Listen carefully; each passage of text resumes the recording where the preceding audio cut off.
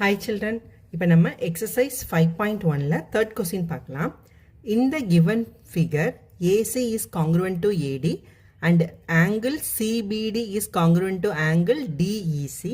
Prove that BCF is congruent to triangle EDF. நம்மள எதை prove பண்ண சொல்லிருக்காங்கன்னா இந்த triangle BCFும் EDFும் வந்து congruent அப்படின்னு நம்மள வந்து prove பண்ண சொல்லிருக்காங்க. இதை பார்க்கலாமா? இப்போ ஃபர்ஸ்ட் ஒன் என்ன கொடுத்துருக்காங்க, ஏசி இஸ் காங்க்ருவென்ட் டு ஏடி அப்படின்னு கொடுத்துருக்காங்க.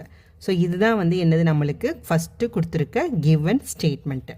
அதாவது இந்த ஏசியும் ஏடியும் இந்த ஏசியும் ஏடியும் காங்க்ருவென்ட்னு கொடுத்துருக்காங்க.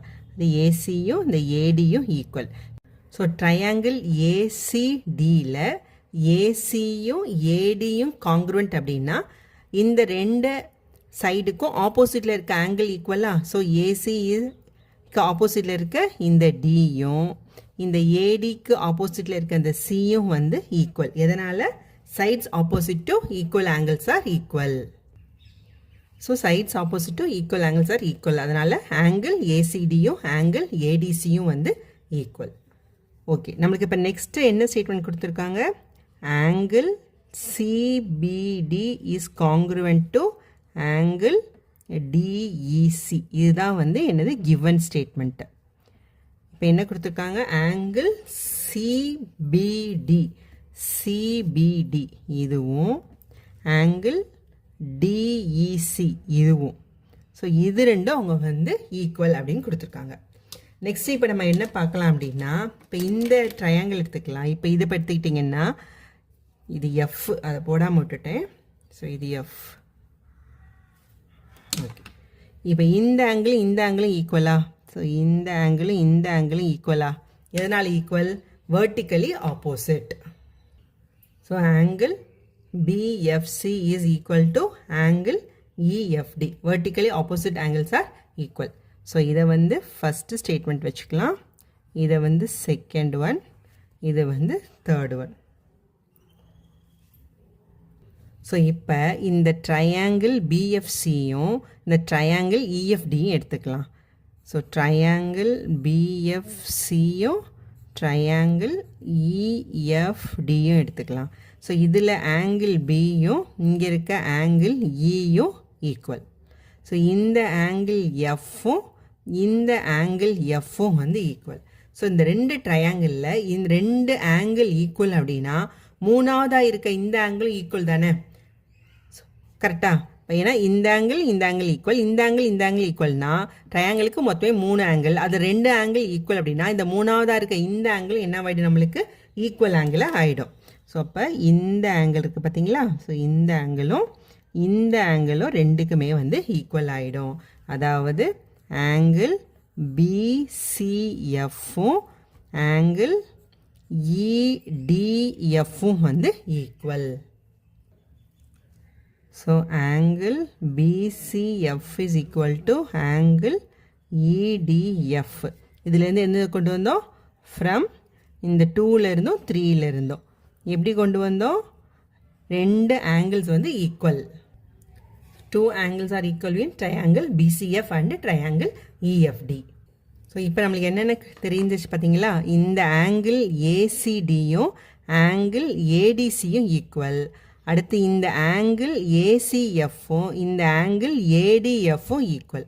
ஸோ இந்த ஃபுல் ஆங்கிளில் இருந்து இந்த ஆங்கிளை வந்து நம்ம சப்ராக்ட் பண்ணிட்டோம் அப்படின்னா நம்மளுக்கு இந்த ஆங்கிள் கிடைக்குமா, புரியுதா?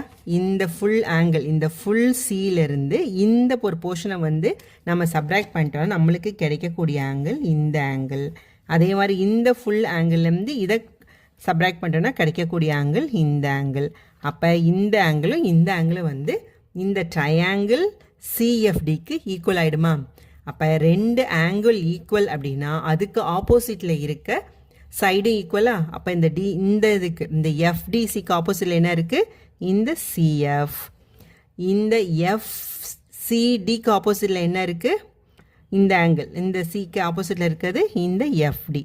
அப்போ இதுவும் வந்து ஈக்குவல் சைடு ஆயிடுமா. So angle ACD is congruent to angle ADC. இது கிவன் ஸ்டேட்மெண்ட் 1ல் இருக்குது. அதுக்கப்புறம் 4th நம்ம என்ன கண்டுபிடிச்சோம், இதை 4 வச்சுக்கலாம். இந்த 4லேருந்து நம்ம என்ன கண்டுபிடிச்சோம், angle PCF equal to angle ETF கண்டுபிடிச்சோம். ஸோ இதில் இருந்து இதை மைனஸ் பண்ணுறோம். அதாவது இந்த ஃபுல் ஆங்கிள் இருந்து இந்த ஆங்கிளை மைனஸ் பண்ணி நம்ம இதை கண்டுபிடிச்சிருக்கோம். இது ரெண்டையும் மைனஸ் பண்ண நம்மளுக்கு என்ன கிடைக்கும், angle FCD is equal to angle FDC அப்படின்னு கிடச்சிருமா. ஸோ இதை வந்து 5th ஸ்டேட்மெண்ட்டாக வச்சுக்கலாம். அப்போ இந்த ஆங்கிளும் ஈக்குவல் அப்படின்னா இதுக்கு ஆப்போசிட்டில் இருக்க இந்த எஃப்டியும் இந்த சிஎஃப்பும் ஈக்குவலா. So CF is equal to FT. இது என்னது, so CF is equal to FT, sides opposite to equal angles are equal. இப்போ இந்த ட்ரையாங்கிள் பிசிஎஃப்லேயும் இந்த ட்ரையாங்கிள் இடிஎஃப்லையும் பார்த்தீங்கன்னா நம்மளுக்கு என்னென்ன தெரியுது, இந்த ஆங்கிள் எஃப்பும் ஈக்குவல், இந்த சைடு சிஎஃப்பும் எஃப்டியும் ஈக்குவல், இந்த ஆங்கிள் பிசிஎஃப்பும் ஆங்கிள் இடிஎஃப்பும் ஈக்குவல். ஸோ ரெண்டு ஆங்கிளும் இடையில இருக்க ஒரு சைடும் ஈக்குவல் அப்படின்னா ஆங்கிள் சைடு ஆங்கிள் காங்க்ருவெண்ட். எது, இந்த பிசிஎஃப்பும் இந்த இடிஎஃப்பும். So angle BFC is equal to angle EFD. இது வந்து 3லேருந்து கொண்டு வந்தோம். அடுத்து angle FCD is equal to angle FDC. இது 5 statement 5லேருந்து கொண்டு வந்தோம். CF is equal to FD. இது 6 statementலேருந்து கொண்டு வந்திருக்கோம். ஸோ இது வந்து எப்படி வருது, by angle side angle congruence பிரகாரம் by from 3, 5, 6லேருந்து. So triangle BCF is congruent to triangle EDF. So statement on the proved. Thank you.